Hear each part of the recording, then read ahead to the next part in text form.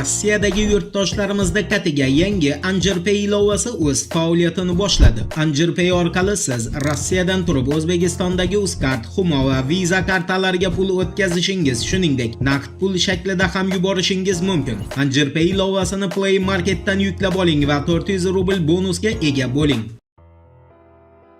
Assalomu alaykum qadrdon muxlis. Siz bilan siz bilgan va kutgan kanal Turfa olam. Rossiya qurolli kuchlari bosh shtabi qo'mondoni general Valeriy Gerasimovning o'z bayonotida ma'lum qilishicha, Rossiya qo'shini Lugansk Xalq Respublikasini to'liq o'z qo'liga olgan. Gerasimovga ko'ra, Rossiya qo'shinlari mart-aprel oylari davomida 34 ta qishloqni va taxminan 700 kvadrat kilometr hududni ozod etgan. Shuningdek, Rossiya harbiy bo'linmalari Slavyansk va Kramatorsk yo'nalishida faol ilgarilamoqda va sharqiy chekkalardan mos ravishda 12 kilometr va 7 kilometr masofada joylashgan. General Gerasimovning bildirishicha, Ukraina qurolli kuchlari Rossiya qo'shinlarini hujumini to'xtatishga urinib, fevral-mart oylarida muvaffaqiyatsiz hujumlar natijasida 3000 nafar harbiyni va 160 dan ortiq harbiy texnikasini yo'qotgan. Ukraina qurolli kuchlari qo'mondonligi fevral-mart oylaridagi muvaffaqiyatsizligini yashirishga urinib, go'yoki 480 kvadrat kilometr hududni qaytarib olgani haqida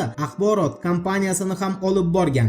Eshitmaganlar uchun eslatma: Ukrainaga Patriot zenit raketalarini yetkazib berish bo'yicha 3,7 milliard dollarlik shartnoma Amerika Qo'shma Shtatlarining mudofaa pudratchisi Raytheon tomonidan tuzilgan bo'lib, unda Amerika Qo'shma Shtatlari armiyasi amalda 2013-yildayoq voz kechgan texnologiyadan foydalanish ko'zda tutilgani ma'lum bo'ldi. Bu haqida RIA agentligi ochiq shartnoma hujjatlarini o'rganib xabar qildi. 2026-yil 14-aprelda e'lon qilingan kelishuvga ko'ra, patriotlar uchun GMT raketalari Germaniyaning Schraubbanhausen shahridagi korxonada ishlab chiqariladi. Shu bilan birga GMT raketalari Patriot Pak 2 oilasiga mansub bo'lib, parchalanuvchi fugasli jangovar qismdan foydalanadi. Bu texnologiya Amerika Qo'shma Shtatlari armiyasida ancha oldin aniqroq bo'lgan Patriot Pak MC kinetik urib tushirish usuliga asoslangan raketalar bilan almashtirilgan. Ma'lum qilinishicha, 2013-yildan boshlab Amerika Qo'shma Shtatlari armiyasi GMT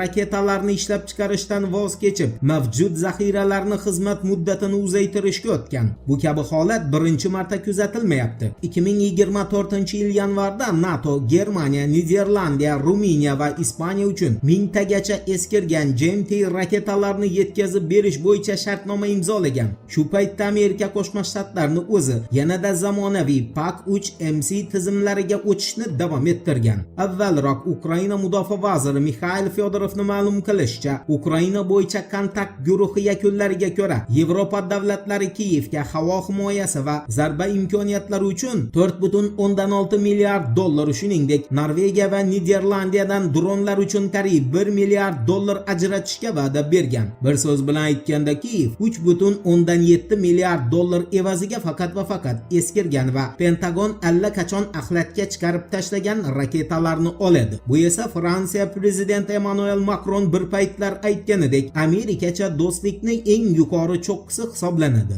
Endi Ukraina va Latviyani Yevropada kim tez qirilib ketish bo'yicha boshlagan marafoni haqida to'liq axborot beramiz. Strana agentligining xabar qilishicha, Ukraina bilan Latviya Yevropada eng tez aholisi kamayib borayotgan davlat bo'lish bo'yicha go'yoki musobaqa qilmoqda. Negaki Latviyadan aholini deyarli yarmi ko'chib ketgan. Ukraina bo'yicha aniq raqamlar ochiqlanmagan, ammo yo'qotishlar ko'rsatkichi o'xshash. Stranaga ko'ra, 2025-yilda Latviya aholisi 1,860,565 nafar kishini tashkil etgan. Taxminlarga ko'ra, 2050-yilga borib bu raqam 1,5 milliondan biroz ko'proq, aniq sonlarda esa 1,535,556 nafargacha qisqaradi. Asr oxiriga kelib esa, agar Eurostat prognozlari to'g'ri chiqsa, Latviyada atigi 1,229,162 nafar aholi qoladi. Bu esa 33,9% lik kamayishni anglatadi va butun Yevropa ittifoqidagi eng katta nisbiy pasayish hisoblanadi. Bu ko'rsatkich bo'yicha Latviya borib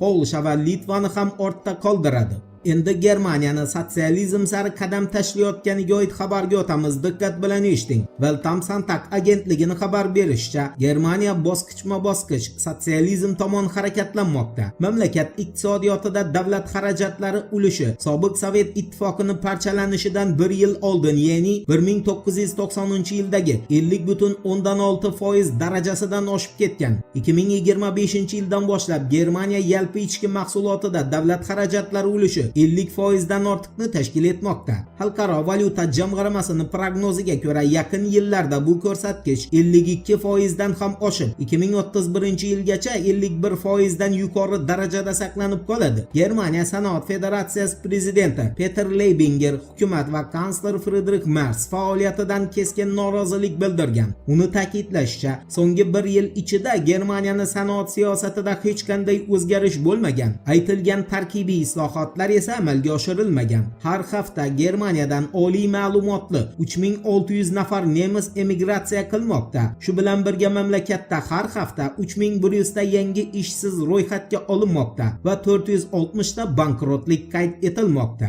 Voqealar rivojini birgalikda kuzatamiz. Turfa-olam bilan qoling. Siz kutgan kerakli ma'lumotlar hali oldinda.